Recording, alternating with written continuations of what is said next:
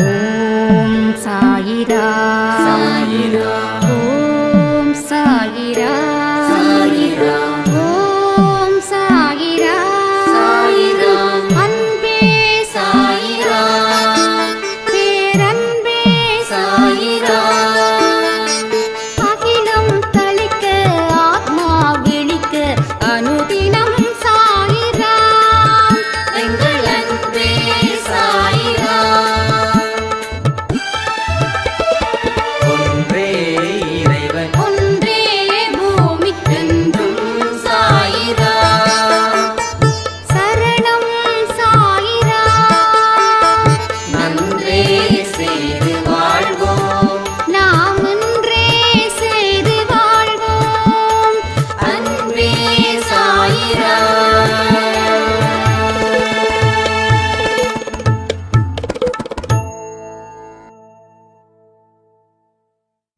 சாயிரா. என் உயிரின் உயிரானவர்களே, நாம இப்போ வரைக்கும் சாயப்பாவை பற்றி சரியா புரிஞ்சிக்கலையோ அப்படின்னு எனக்கு தோணுதுங்க. ஒரு மனுஷனுக்கு குரு எவ்வளவு அவசியம் அப்படின்னு பலருக்கு தெரியல. ஏதோ தெய்வத்தை வழிபடுவது போல நாம் இவரையும் அப்படிப்பட்ட ஒரு லிஸ்டில் இணைச்சி நாம் வழிபடுகிறோம்.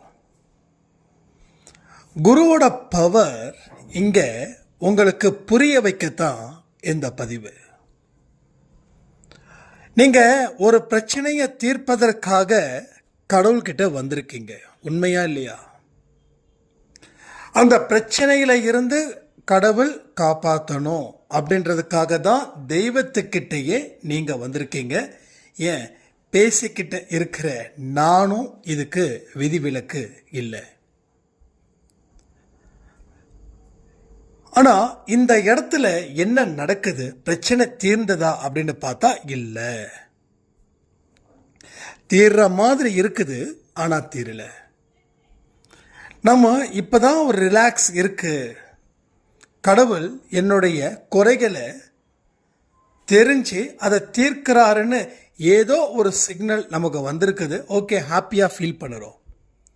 அந்த ஹாப்பியஸ்ட் மூமெண்ட்டை ஸ்டாப் பண்ணுறதுக்கு முன்னாடி வேற ஒரு துன்பங்கள் எகைன் ஸ்டார்ட் ஆகுது.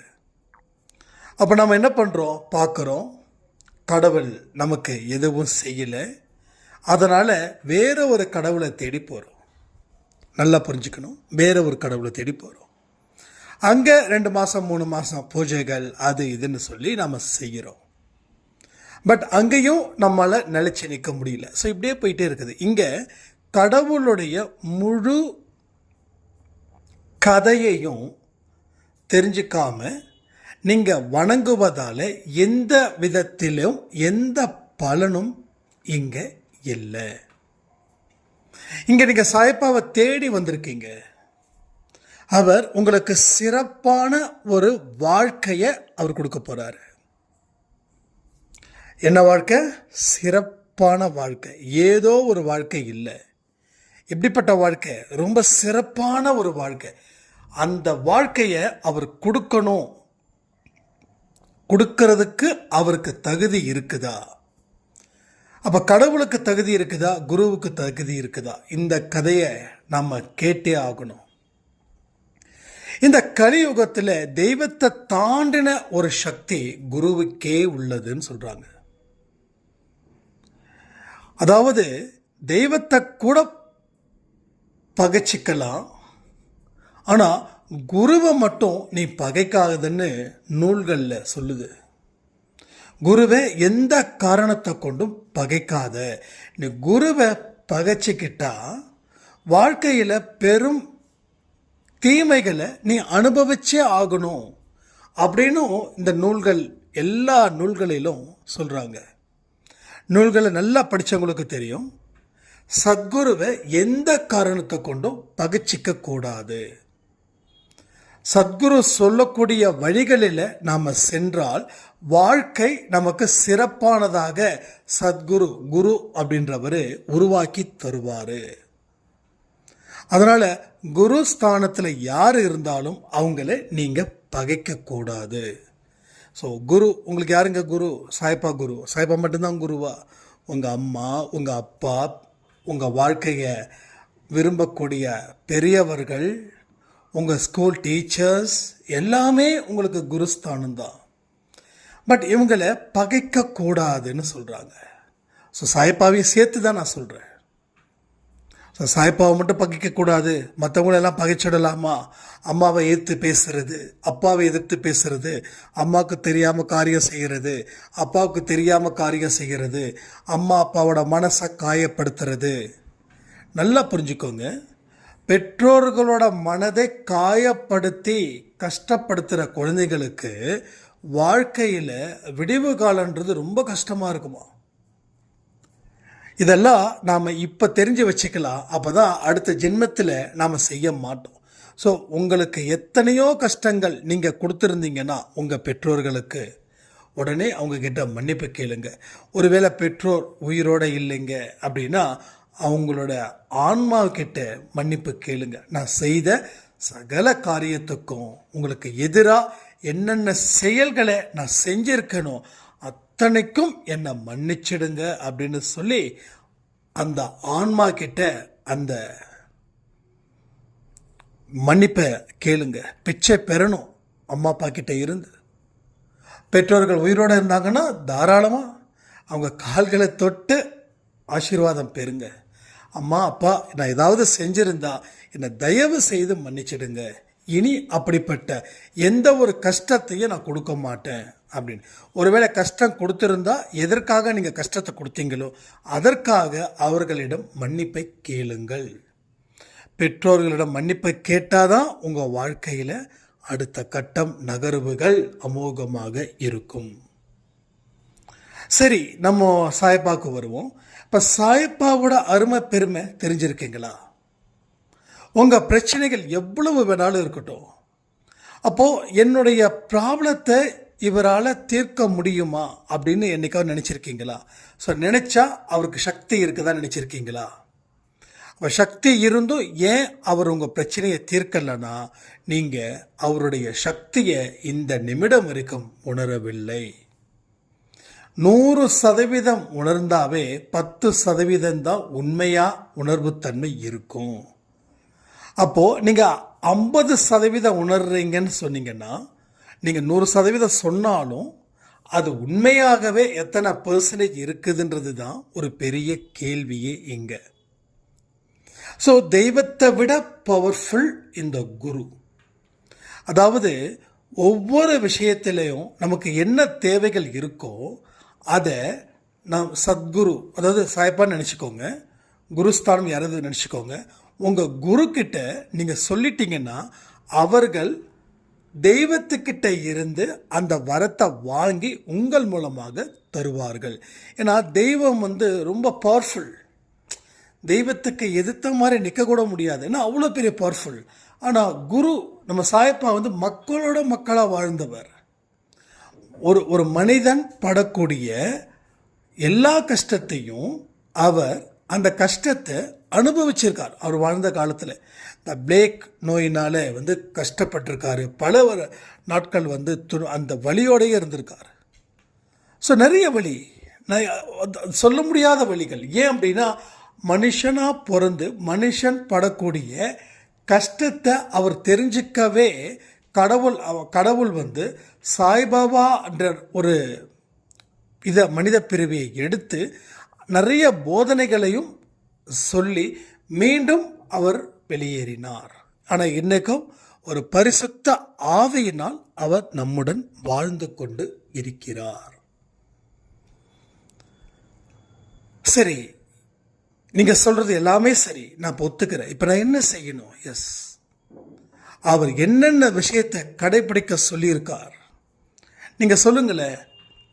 சாயப்பா நீங்க அவர்கிட்ட வணங்கும்போது, அவரை பற்றி படிக்கும்போது எந்த விதமான வார்த்தைகளை உங்கள் வாழ்க்கைக்கு சொல்லியிருக்காருன்றத 1-2 வார்த்தைகள் இருந்துச்சுன்னா கமெண்ட் பண்ணுங்க. இப்போ அந்த வார்த்தைகளின்படி நாம் வாழ்ந்துக்கிட்டு இருக்கிறோமா? இது முக்கியமான கேள்வி. அவர் சொன்னக்கூடிய வார்த்தைகள் படி தான் நான் வாழ்ந்துக்கிட்டு இருக்கிறேனா? இதை உங்களால் கன்ஃபார்ம் பண்ண முடியுமா? இதை நீங்கள் கன்ஃபார்ம் பண்ணிட்டீங்க அப்படின்னா உங்கள் வாழ்க்கையில் எந்த விதத்திலும் எந்த கஷ்டத்தையும் நீங்கள் இந்த நிமிடம் வரைக்கும் அனுபவிக்கலைன்னு அர்த்தம். எந்த கஷ்டத்தையும் எந்த நஷ்டத்தையும் இந்த நிமிடம் வரைக்கும் நீங்கள் அனுபவிக்கலை. இது உண்மை. அப்போ இல்லைப்பா நான் கஷ்டத்தை அனுபவிச்சுட்டு தான் இருக்கு அப்படின்னா அவருடைய போதனைகளை நீங்கள் கேட்கலன்னு அர்த்தம். அவரோட போதனைகளை கேட்டு அவர் சொல்படி உங்கள் வாழ்க்கையை நீங்கள் மாற்றி அமைச்சிக்கலன்னு அர்த்தம். எது உண்மைன்றது நீங்களே புரிஞ்சுக்கோங்க. அப்போது எல்லா கடவுளும் பலமானவர்கள் தான், எல்லா கடவுள்களும் கேட்டதை கொடுப்பவர்கள் தான். ஆனால் அதற்கு தகுதியை நாம் வளர்த்துக்கிறோமா? இது நிறைய பதிவில் சொல்லியிருக்கேன் இல்லையா? ஸோ எது குவாலிஃபைடான பர்சனோ அவங்கவுங்களுடைய தகுதிக்கு தகுந்த மாதிரி பொருளோ பதவியோ கிடைக்கும். ஒரு ஸ்கூலுக்கே போகாதவங்கள ஒரு ஐஏஎஸ் ஐபிஎஸ் உட்கார வைக்க முடியுமா? சொல்லுங்கள், உட்கார வைக்க முடியாதுல்ல. ஒரு ஐஏஎஸ் ஐபிஎஸ் படித்தவங்கள ஒரு சாதாரண வேலைக்கு வைக்க முடியுமா? முடியாதுல்ல. ஸோ யார் யாருக்கு என்னென்ன தகுதி இருக்கோ அந்த தகுதிக்கு தகுந்த மாதிரி பொறுப்புகள் வழங்கப்படும். அதே போல தான் இங்கேயும் உங்களுக்கு அந்த தகுதி இருக்குதா அப்படின்றது தான் நீங்கள் தெரிஞ்சுக்கணும். அந்த தகுதி இருந்தால் ஆட்டோமேட்டிக்காக உங்களுக்கு என்ன வரணுமோ அது சேரும். அப்போ அந்த தகுதி இல்லை, அப்போ சேரலை. அப்போ அந்த தகுதியை வளர்த்துக்க முயற்சி பண்ணணும். அதுக்காக ஐஏஎஸ் ஐபிஎஸ் படிக்கணும்னு சொல்லலை. தெய்வீக வழிபாடு அப்படின்னு ஒன்று இருக்கே, அதை தாண்டி தெய்வீக சிந்தனைன்னு ஒன்று இருக்குது. நம்ம வழிபாடு முறைகளை மட்டும்தான் ஹேண்டில் பண்ணுறோம். ஆனால் கடவுள் சொல்லக்கூடிய வார்த்தைகளை சிந்தித்து செயல்படுகிறோமா? ஒன்றுங்க, நல்லவர்களுக்கு தொடர்ந்து தொல்லை கொடுத்தீங்கன்னா பாவம் அதிகரிக்கும். நல்லவர்களை பகைச்சா பாவம் அதிகரிக்கும். நல்லவர்களை பழிவாங்கணும்னு நினைச்சாலோ, நல்லவர்களுக்கு சாபத்தை கொடுத்தாலோ, நல்லவர்களை ஏமாற்றினாலோ உங்கள் வாழ்க்கையில் எந்த இடத்துலையும் உயர்வும் கிடைக்காது, வெற்றியும் கிடைக்காது, மகிழ்ச்சியும் கிடைக்காது, அமைதியும் கிடைக்காது, நிம்மதியும் கிடைக்காது. இன்னொன்று சொல்லவா? இன்னொன்று சொல்கிற நல்லா கேட்டுக்கோங்க. சாத்தான்கள், உண்மையிலேயே சாத்தான்கள் இருக்குது. கடவுள் சொல்லியிருக்காரு. என்ன தெரியுமா சொல்லியிருக்காரு? இதை ஒரு புக்கில் படித்தேன். என்ன சொல்லியிருக்காரு தெரியுமா? இந்த பூலோகத்துக்கு நீ போ. அதாவது கடவுள் சாத்தான் கிட்ட சொல்கிறாரு, இந்த பூலோகத்துக்கு நீ போ. அந்த பூலோகத்தில் யார் யாரெல்லாம் நீ டிஸ்டர்ப் பண்ணக்கூடாது அப்படின்ற ஒரு லிஸ்ட்டில் எந்த மனிதன் தன்னுடைய தாயையும் தகப்பனையும் போற்றி வணங்குகிறானோ, மதித்து வாழ்கிறானோ அவனை நீ ஒன்றும் பண்ணக்கூடாது. எந்த பெண் தன்னுடைய கணவரை தெய்வம் என்று நேர்மையாக வாழ்கிறாளோ அந்த பெண்ணையும் நீ எதையும் செய்யக்கூடாது. அதே மாதிரி நிறைய விஷயங்கள், நிறைய லிஸ்ட் அதில் ஏகப்பட்டது இருக்குது. ஒரு 7-8 லிஸ்ட் இருக்குது. இவங்களை நீ எதையும் செய்யக்கூடாது, அந்த பக்கமே போகக்கூடாதுன்னு சொல்லி எச்சரிக்காரு. அப்போ யாருக்கிட்ட அந்த சாத்தான் வேலையை காட்டணும் அப்படின்னா, எவன் ஒருவன் காமத்தினால் இருக்கிறானோ, எவன் ஒருவன் பேராசையினால் இருக்கிறானோ அவனே உனக்கு கட்டுப்படுவார்கள். ஸோ தீயவர்கள் இந்த சாத்தானுடைய பேச்சுக்கு கட்டுப்படுவார்களா? இவங்களை நீ என்ன வேணாலும் பண்ணிக்கோ. ஆனால் நல்ல சிந்தனையில் இருந்து அந்த லட்சியத்தில் வாழ்ந்துக்கிட்டு இருக்கிறவங்களை கை வைக்கக்கூடாது, பார்க்க கூடக்கூடாது, அந்த பக்கம் போகக்கூடக்கூடாதுன்னு சொல்லி அந்த கடவுள் அந்த சாத்தான் கிட்ட சொன்னது போல ஒரு செய்தியை நான் படித்தேன். உண்மையிலே ரொம்ப நல்லா இருந்ததுங்க, ரொம்ப நல்லா இருந்தது. அதான் நம்ம நினச்சோம், இதை படிக்கிறதுக்கு முன்னாடியே நம்ம சொன்னோம், சாத்தானுக்கு அடிமை வேலை செய்யக்கூடாது. சாத்தான் எவனை அடிமைப்படுத்துவான்றதை நம்ம பல பதிவில் நம்ம சொல்லியிருக்கோம். அந்த வார்த்தையே எனக்கு ஒரு புக்கு, ஒரு நம்ம அன்பை சாயில கோமதி அசோக்குமார் ஒரு சாய்ராம் கொடுத்துருந்தாங்க. அந்த புக்கை இன்னைக்கு கொஞ்சம் ட்ராவலில் இருக்கும்போது ஒரு படிக்கலாம் அப்படின்னு நினைக்கும்போது தான் அந்த அந்த வார்த்தைகளை கேட்கும்போது எனக்கு மெய் செலுத்திட்டேன். அம்மா கொடுத்து புக்கு கிட்டத்தட்ட ஒரு 2 வருஷம் ஆயிடுச்சு. அதை இப்போ தான் அந்த ஃபஸ்ட்டு அத்தியாயத்தை படிக்கும்போது அவ்வளவு சந்தோஷமாக இருந்தது. ஆஹா, நம்ம சொன்ன வார்த்தைகள் எவ்வளவு உண்மை அப்படின்றத கடவுள் கோடிட்டு காட்டியிருக்கார் பாருங்களேன் அப்படின்னு. அப்போது எல்லாருடைய மனசுலையும் என்னென்ன இருக்குதுங்க? கோபம் இருக்குது, காமம் இருக்குது, ஆணவம் இருக்குது, அகங்காரம் இருக்குது. இந்த கருமங்கள்லாம் இருந்துச்சுனாவே நீங்கள் யாருடைய பிள்ளையா இருக்கீங்க? சாத்தானுடைய பிள்ளையா இருக்கீங்க. சாத்தானுடைய பிள்ளையா இருந்து கடவுளே எனக்கு காப்பாற்று அப்படின்னு சொன்னால் கடவுள் எப்படி காப்பாற்றுவார்? ஒன்றும் இல்லை, நம்ம வீட்டுக்கு எதிர் வீட்டில் நம்ம அப்பா அம்மா வயசில் இருக்காங்க. இப்போது அவங்க வீட்டில் போயிட்டு அவங்க வீட்டை உரிமையோட எனக்கு இதை வேணும் அதை வேணும்னு சொன்னால் ஒரு வேளைக்கே அவங்க செஞ்சு கொடுப்பாங்க இல்லையா? ஸோ வருஷத்தில் 365 நாட்களுக்கும் அவங்க செஞ்சு கொடுப்பாங்களா? இல்லை இல்லை, நம்ம வீடு, நம்ம அப்பா, நம்ம அம்மா, நம்ம என்ன வேணாலும் கேட்டாலும் செஞ்சு கொடுப்பாங்க. ஆனால் அடுத்தவங்க வீட்டில் நம்ம கேட்க முடியாது. அப்போ சாத்தானுடைய பிள்ளைகளாக இருந்துக்கிட்டு கடவுள்கிட்ட போயிட்டு எனக்கு அதை கொடு இதை கொடுன்னா கடவுள் கொடுப்பாரா? அதான் நான் சொன்னேன், தகுதியை வளர்த்துக்கொள். நீ சாத்தானுடைய குழந்தையாதான் இந்த நொடி வரைக்கும் இருக்க, ரைட்டா? சாத்தானுடைய குழந்தையா இந்த நொடி வரைக்கும் நீ இருக்க. அப்போ கடவுள்கிட்ட எப்படி நீ முறையிட முடியும்? அது முறையிட வாய்ப்பே இல்லை தானே. அப்போ இவர்களை பகைக்கிறதால தான் உங்க வாழ்க்கையில எதுவுமே நடக்கலையா? கேள்விகளை உங்களுக்குள்ள எவ்வளவுக்கு எவ்வளோ அறிவுபூர்வமாக கேட்குறீங்களோ அந்த அளவுக்கு பாவங்களில் இருந்து நீங்கள் தப்பித்துக்க முடியும். கேள்விகள் கேட்கறதால தான் சிந்தனைகள். நீங்கள் கேள்விகளை இன்னொருத்தவங்க கிட்ட கேட்கக்கூடாது. உங்களுக்குள்ள கேட்கக்கூடிய கேள்விகள் தான் 1008 அற்புதங்களும் ஒவ்வொரு பதில்களில் ஒழிந்து கொண்டே இருக்கிறது. ஸோ நம்ம என்ன பண்ணுவோம்? கேள்விகளை மற்றவங்ககிட்ட கேட்போம், என்ன அப்படி அது இதுன்னு. ஆனால் உங்களுக்குள்ள எத்தனை மனுஷங்க கேள்விகள் கேட்டீங்க?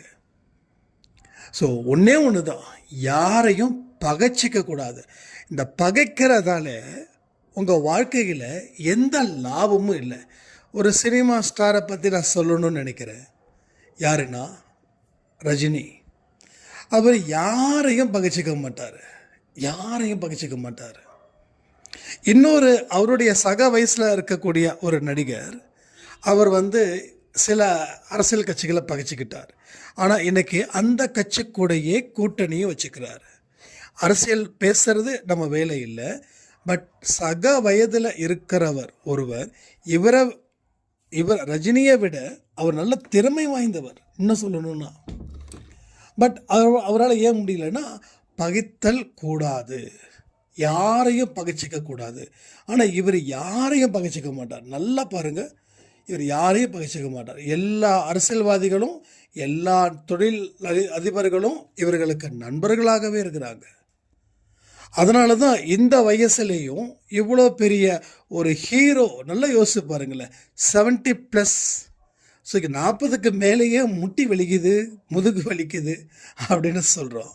பட் 70 வயசை தாண்டி இருக்கிறவர் இப்போ வரைக்கும் ஒரு சக்ஸஸ்ஃபுல் ஃபார்முலாவை உருவாக்கியிருக்காருன்னா அதுக்கு ஒரே ஒரு காரணம், யாரையும் பகைக்கலை. அப்போ நிறைய மனிதர்கள் மூலமாகவும் ஒரு படிப்பை நாம் படிக்கலாம். என்ன, நாம் படிக்கிற படிப்பு எல்லாமே தப்பாகவே படிச்சிட்டோம். ஒரு மனுஷனுக்கு 10 கேரக்டர்ஸில் 9 கேரக்டர் தப்பாக இருந்து அந்த ஒரு கேரக்டர் நல்லா இருந்தால் அந்த ஒரு கேரக்டர் பார்க்கறது இல்லை. ஏன், இன்னமும் ஒரு விஷயத்த சொல்கிறேன், அதே 10 கேரக்டரில் 9 கேரக்டர் நல்லா இருந்து அந்த ஒரு கேரக்டர் தப்பாக இருந்தால் அந்த ஒரு கேரக்டரை பற்றி தான் நம்ம பேசுகிறோம். ஏன்னா நம்ம படிக்கக்கூடிய படிப்பு நல்ல படிப்பை தாண்டி எது மோசமான ஒரு விஷயம் இருக்குதோ அதை தான் நாம் படிக்கிறோம். அதுதான் சுவாரஸ்யமாக இருக்குது. ஒன்றே ஒன்று சொல்லட்டுமா, இந்த மாதிரி அடுத்த மனுஷங்க கிட்ட இருக்கக்கூடிய நெகட்டிவ் என்னன்னு தேடி கண்டுபிடிச்சி அதை பார்த்து அதை படித்து நம்ம என்ன செய்ய போகிறோம்?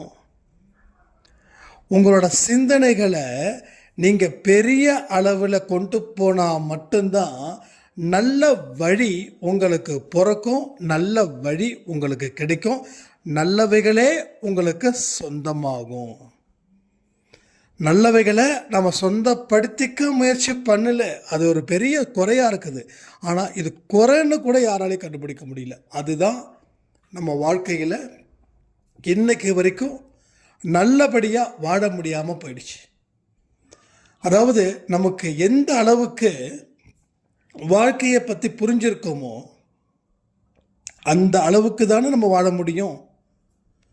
அப்போது நம்ம வாழக்கூடிய வாழ்க்கை இது சரி இது தப்புன்னு எடுத்து சொல்கிறதுக்கும் யாரும் இல்லை நாம் சரியான முறையில் தான் வாழ்ந்துக்கிட்டு இருக்கோமா, சாயப்பாவோட குழந்தையாக இருந்து நாம் கரெக்டான வழியில் தான் நாம் செல்கிறோமா, அதை கூட யாராலையும் கண்டுபிடிக்க முடியல. ஸோ இது எவ்வளவு பெரிய ஒரு பேட் வைப்ரேஷனை உங்களுக்கு கொடுக்கும் தெரியுமா? ஸோ அந்த வைப்ரேஷனை தான் இப்போது நீங்கள் அனுபவிச்சுட்டு இருக்கீங்க. எதையும் மறக்க முடியல, எங்கேயும் கோபப்படாமல் இருக்கவும் முடியல. பலர் நம்ம மேலே சேற்ற வாரி இறைப்பது போலவே நாம் இருக்கிறோம். உண்மைதான், அதான் நடந்துக்கிட்டு இருக்குது. சரி, அங்கே தான் சேர வாரி இழைக்கிறாங்களே, நம்ம எங்கே நிற்கணும்? தள்ளி நிற்கலாமே. ஸோ அங்கேயே நிற்கணும், ஆனால் சேர வாரி இறைக்கவும் கூடாது. இதுதான் நம்ம கணக்கு. ஸோ உங்கள் வாழ்க்கையில் சாபங்கள் பின்தொடர்கிறது, துன்பங்கள் பின்தொடர்கிறது என்றால் அவை ஏன் பின்தொடர வேண்டும் அப்படின்ற ஒரு கேள்வியை அவன் கேட்டுட்டான் அப்படின்னாவே அவன் வாழ்க்கையில் எல்லாத்தையும் ஜெயிச்சிட்டான்னு அர்த்தம். ஆனால் கேட்க விருப்பம் இல்லை, கேட்பதற்கு துணிவும் இல்லை, கேட்பதற்கு தைரியமும் இல்லை. இதை விட்டால் என் வாழ்க்கை போயிடுமே, இதை விட்டால் தான் உங்கள் வாழ்க்கை நல்லா இருக்கும், இதை விட்டால் உங்கள் வாழ்க்கை போகும். ஆனால் அது ஒரு நல்ல வாழ்க்கையின் தொடக்கத்தோடைய ஒரு ஸ்டார்டிங் பாயிண்ட்டாக அது இருக்கும். ஸோ நீங்கள் கற்பனை பண்ணி வாழக்கூடிய வாழ்க்கை சரி அப்படின்னா இன்னைக்கு இந்த வாழ்க்கை ஏன் தப்பாகுது? அப்போது நீங்கள் சரின்னு நினச்சது தப்பாக இருந்ததால் இப்போ தப்பான ஒரு வாழ்க்கையை நாம் வாழ்ந்து வேதனையோட பிடியில் நாம் இருக்கிறோம். இதுதானே உண்மை? இது உண்மையானு கேட்க முடியாது என்னால். ஏன்னா எல்லோருக்கும் தெரியும் இப்போ வாழக்கூடிய வாழ்க்கையை நம்ம எப்படி வாழ்ந்துக்கிட்டு இருக்கோமோ அதுதான். எல்லாருக்கும் அந்த ஒரு புரிதல் இருந்துருச்சுன்னா போதும். அப்போது ஒவ்வொரு இடத்துலையும் கேள்விகளை தயங்காமல் கேளுங்க. பதில்களை நீங்கள் பெறும்போது ஒரு மிகப்பெரிய ஒரு வாழ்க்கையை உங்களால் வாழ முடியும்னு சொல்லி இந்த பதிவை நான் முடிக்கிறேன். ஜெய் சாய்ராம். ஓம் சாயிரா, சாயிரா, ஓம் சாயிரா.